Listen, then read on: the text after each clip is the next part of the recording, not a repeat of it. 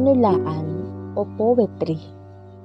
Ang panulaan o tula ay isang uri ng sining at panitikan na kilala sa malayang paggamit ng wika sa iba't ibang anyo at estilo.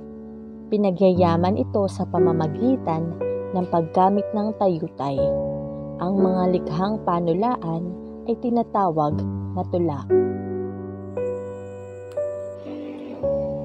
Ang Po at ang Opo ni Rosalina Sebastian. Ang bilin sa akin ng ina't ama ko, maging magalangin, mamumupo ako. Pag kinakausap ng matandang tao, sa lahat ng lugar, sa lahat ng dako. Pag ang kausap ko'y matanda sa akin na dapat igalang at dapat pupuin, natutuwa ako na bigkas-bigkasin ang po at ang opo ng buong paggiliw.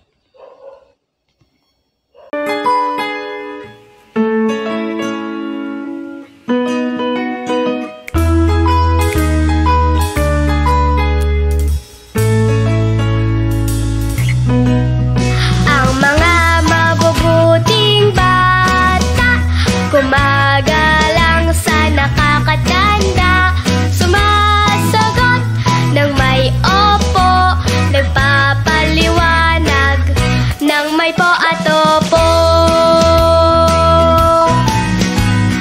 Mana po, salamat po, sorry po, thank you po, ang mga mabubuting bata, gumagalang sa nakakatanda, sumasagot ng may opo, nagpapaliwanag ng may po at opo, ng may po at opo, ng may po at opo.